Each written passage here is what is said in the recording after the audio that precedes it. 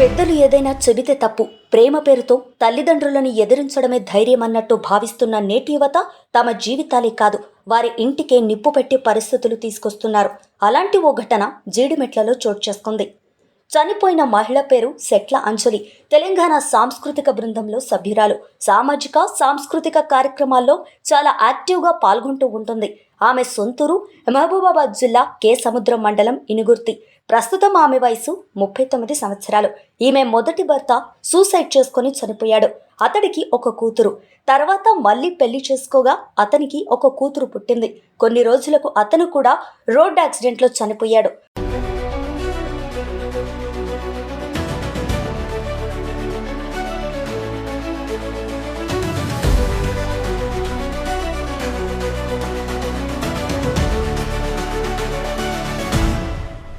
అయితే మగతోడు లేకున్నా ఇద్దరి కూతుర్లను మంచిగా చదివిస్తూ జీవనం సాగిస్తోంది.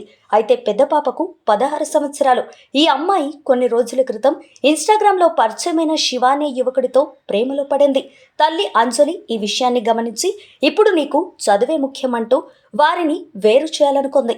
అమ్మ తీసుకున్న ఈ నిర్ణయం కూతురికి అస్సలు నచ్చలేదు. మొదట ఒకసారి శివతో వెళ్లిపోయినా కూతుర్ని పోలీస్ కంప్లైంట్ ఇచ్చి ఇంటికి తీసుకొచ్చింది.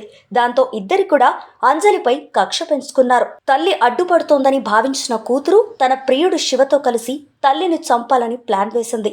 వారి కుట్రలో శివ సోదరుడు యశ్వంత్ కూడా భాగమయ్యాడు. జూన్ 24వ తేదీ రాత్రి ముగ్గురు కలిసి అంజలిని హత్య చేయాలని నిర్ణయించుకున్నారు. అంజలిని స్నేహంగా పలకరిస్తూ ఇంటికొచ్చారు. పెద్ద కూతురు తన చెల్లిని బయటకు తీసుకెళ్లింది.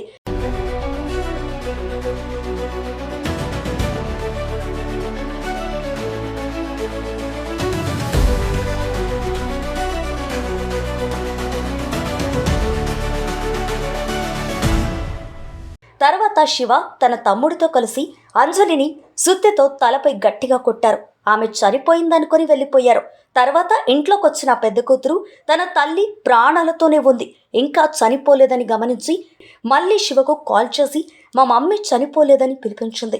తర్వాత చున్నీని గొంతుకు బిగించి చంపేశారు. ఈ దారుణాన్ని చూసిన అంజలి చిన్న కుమార్తె కన్నీటి పర్యంతమైంది.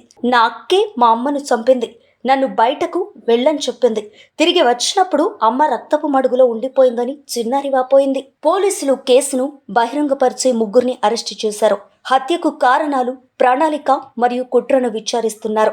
మైనర్ అయిన బాలికను జువైనల్ కోర్టుకు శివను మరియు అతని సోదరుని రిమాండ్కు పంపించారు. ఈ సంఘటన కేవలం ఒక కుటుంబ విషాదం కాదు, ఇది సమాజానికి, తల్లిదండ్రులకు, పిల్లలకు మరియు ఉపాధ్యాయులకు హెచ్చరిక.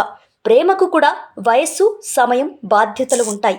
ఎదురు చెప్పిన వారిని హత్య చేయడం ఎప్పటికీ సమర్థించదగింది కాదు.